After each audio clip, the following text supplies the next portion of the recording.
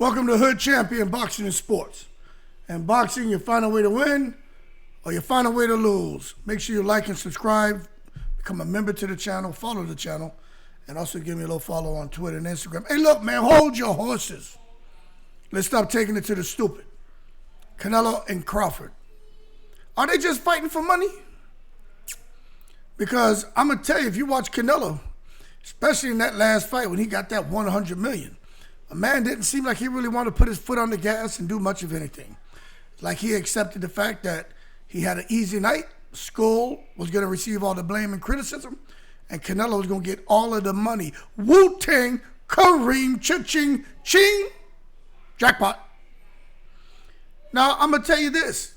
Terrence Crawford, he may just be out here trying to get that dollar bill, y'all, too. Because why in the world would this man sit here and go into a fight with Canelo coming off a year of inactivity? What master plan or wicked sorcery is Bomac and the Crawford team going to conjure up that's going to allow Crawford to enter the ring against Canelo with the confidence he can get a victory? Something going on here, people. You know what I think it is? I think it's that Saudi money. It is what it is. Word on the street is, and you hear all kind of rumors, Crawford getting $100 million, Canelo getting $150. I wouldn't care either if I was Crawford. I'm being honest with you. But I goddamn would fight. I would fight. You know what I'm saying? Now, they're set to fight September 12th or 13th. I don't know what the hell's going on with the date. But anyway, they're fighting in the same weekend as the damn UFC has a huge event. And it's shaping up to be a massive showdown. It's not often you get these freak show type special boxing matches. Like, this is something that everybody should be tuning in on. If you're a boxing fan, I don't want to hear this shit. I'm not paying to see that. Here we go again with these matches that shouldn't be happening. Crawford's really a 147-pounder. He struggled at 154. He shouldn't be going to 168. This right here is nothing but a hoax. Well, I tell you what, Mick Nicholas, you sit your dumb ass over there and not watch the fight. You watch UFC. We'll be watching boxing.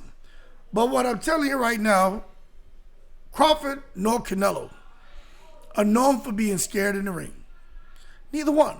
So you can't hate on Crawford, you can't hate on Canelo. But I'm going to tell you what, man, there are some factors that can make this matchup particularly tricky. Tricky. Now, something we should think about, of course, the obvious. Crawford moving up 2 weight classes to challenge Canelo, who is now the undisputed super middleweight champion. I mean, it wasn't too hard for him to regain them belts. And you know what? I do believe Skull when he said Turkey a la Sheik kind of, in a roundabout way, suggested, hey, don't screw this up. So Skull made his $5-6 million or whatever it was, money he would have probably never ever made, and he could have cared less about throwing that fight. Kind of like Crawford. Get his $100 million, could care less. But I think Crawford, I'm hoping he will fight. But some analysts believe that this could be a disadvantage, you know, with Crawford moving up 2 weight classes. You got to look at Canelo, man, been fighting this way for years against big opponents. And when Canelo hits people, he hurts people. Same thing with Crawford, but Crawford hasn't shown he can do that at the heavier weight class. And that's what makes it interesting. Now, you know, Crawford, he's got a cheerleader, Mr. Potato Head Tim Bradley. Tim Bradley's always coming out here talking about Crawford. You know, Crawford must have whipped Tim Bradley's ass bad in sparring. He must have beat the shit out of Bradley because Bradley when he hears about Terrence Crawford or he sees Terrence Crawford, he act like Suge Knight just entered the goddamn room. You know what I'm saying? But if you listen to Bradley will sit there and tell you that Crawford is willing to trade. Crawford is a dog and that the fight's going to be dangerous for Canelo. Okay, he does give Canelo some credit for his natural strength and power. But this man talking about how the fight's dangerous for Canelo. Oh, boy, I'll tell you what. When are people going to sit here and stop taking it to the stupid? The fight's dangerous for both. But if anyone really has something to worry about power, it's Crawford. Simple. No matter if you're a Crawford fan or not. You got to be real, all right?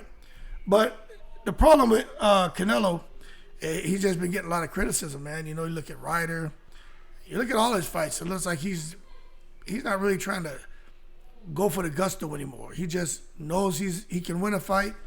He does enough to win round by round, gets in cruise control, gets his check.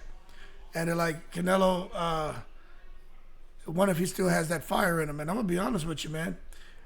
Hunger and urgency in the ring is something you see in fighters who don't have those silk pajamas yet.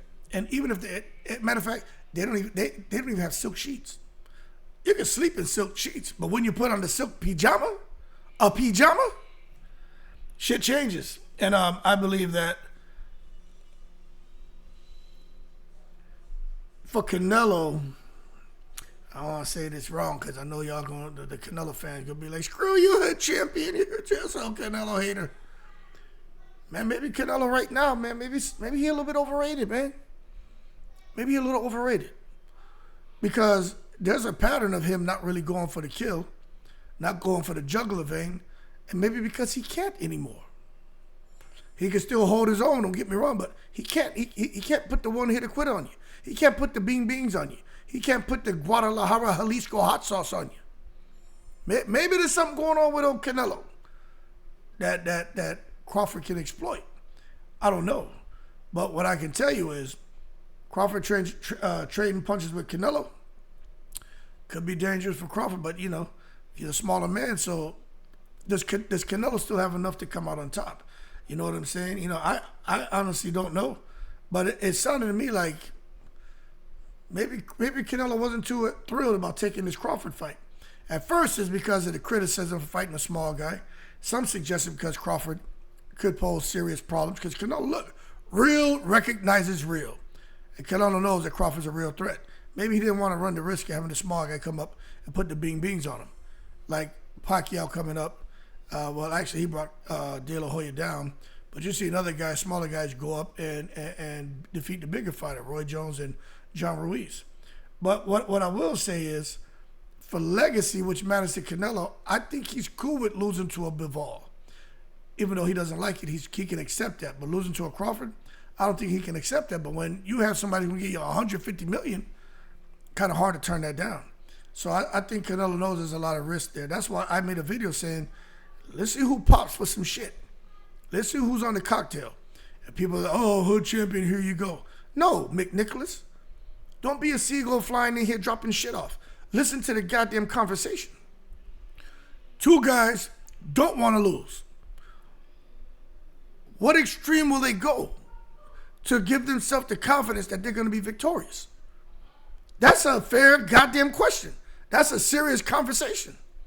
I'm not saying either one of them are cheats. I'm just saying, how far will a fighter go when their legacy is at stake? Crawford, the undefeated record. Canelo losing to a small guy. Anyway, both fighters are skilled, both fighters are experienced. So, you know, and they're professional. So it's probably unlikely that will happen. But, you know, people got their concerns about Snack. And people got their concerns about what goes on in the Reynoso camp, right? So I just wouldn't be surprised if, you know, something else starts to become a topic of a conversation outside of the weight difference between Canelo and Crawford. But I tell you what, kind of makes the fight kind of hard to predict, right? Now, as far as Canelo, we know he's big, but I think if Canelo can cut that ring off, he's going to have some success. Crawford's known for his movement, and Canelo's got to apply that intelligent pressure and put Crawford in positions where Crawford can't escape. Crawford's older now. His feet he don't have fancy feet like he did when he was younger. He still has great footwork, but he don't have them fancy feet. Crawford put that intelligent pressure on him, and next thing you know, Crawford finds himself in positions where Canelo can let them big shots go off, and then Crawford's ass going to be in trouble. Targeting the body. You know, if Canelo lands with them body shots, you in trouble. Even though now Canelo slowed down considerably, he's still got that Guadalajara and Jalisco hot sauce in that damn left and right hand. If he hits Crawford to the body, Crawford is going to slow down. Remember, Crawford's moving up 2 weight classes, so those body shots should affect Crawford a lot more than when he was at the smaller weight class. And the energy Crawford trying to save for them later rounds, that shit could be out the window. And then for Canelo's also staying patient, using his power, and defend against Crawford's counters. Now, patience. Floyd Mayweather was an extremely patient fighter. Canelo is patient. There's a lot of fighters who fight and they're extremely patient, like Gervonta Davis. and they're just doing what they have to do when they know the opportunity is going to present itself. If Canelo can do that, man, because look, he's a master of setting traps. Crawford's going to have a tough time. And Canelo can't just be getting reckless and shit like he does at times too. So if Canelo's having his way, he'll kind of be patient and stocky. But you can see if he's not really having his way, he may get a little reckless. And that's going to give Crawford opportunities. And his power, I mean, there ain't really nothing to explain there. You know, Canelo has knockout power. And if he hits Crawford, he can hurt him. It doesn't matter that Crawford was at a lower weight class when he fought Gamboa, when he fought Kavaliauskas. If Crawford gets hit clean on the chin, he's going to start dancing salsa. He's going to turn into a Puerto Rican in the ring. So it'll be Puerto Rico versus Mexico and shit. And those counter punches, man, look, Crawford can counter punch, but so is Canelo. The thing is, Canelo must be careful of throwing those predictable combinations that leave him wide open, because Crawford still has the visibility to see that shit and exploit it. Now, some of the challenges Canelo's going to face is Crawford switching, but if he times it, Crawford can be in trouble. But Crawford likes to switch stances, and it can make it hard for Canelo to find his rhythm. And if Canelo slows down, Crawford's going to pick up the pace. And Crawford's timing and accuracy could frustrate Canelo because Crawford has longer arms. And if he's getting there, Canelo's going to be like, holy shit, I'm getting hit. What do I do now? Because I can't really get to him. Overall, it leads to a fascinating matchup, but what's even more fascinating is what Crawford and Bomac, like what strategy are they going to come up with? To me, I think Crawford is going to continue to use movements. He's going to use angles, stay elusive, and try to avoid them counter shots of Canelo. That's been Crawford's bread and butter, man, is movement and angles. And the fact that he can fight from both stances and he can crack with both hands and throws a wide array of combinations. So that's definitely something that I expect for Bomac and the team to be working on. And the distance. Crawford, I think the footwork is better for Crawford, and he's got the reach. I think he's going to keep Canelo at bay with the jabs, counters, and then he's going to move. And that's going to frustrate Canelo because he's going to have to move his feet to get to Crawford. As a result, Canelo's not going to be able to set the traps that he wants. And then the stamina issue. Look, there ain't no question that Crawford has better stamina. And if Canelo starts slowing down, he could find himself taking a barrage of shots like he did when he fought Bivol. Crawford putting them Omaha, Nebraska bing-bings on him. So it could get interesting. And I just think the same way as Crawford being a switch hitter, and that could prove a problem facing a guy like Canelo, if Canelo can time him. If Canelo can't figure it out, that switch hitting shit's going to drive Canelo crazy. Crawford can knock you out with a jab from his left hand, a jab from his right hand, with his timing, okay? So that could make the fight even more interesting. But the one thing is he can't be out here trading power shots with Canelo. You got to resist the urge to do that shit. Don't get in a slugfest. Just land them accurate shots and avoid getting caught. I think Crawford will be all right. But at the end of the day, I know they both care about the legacy, but I think they more care about the money right now. Anyway, let me know if you agree or disagree. In the breeze.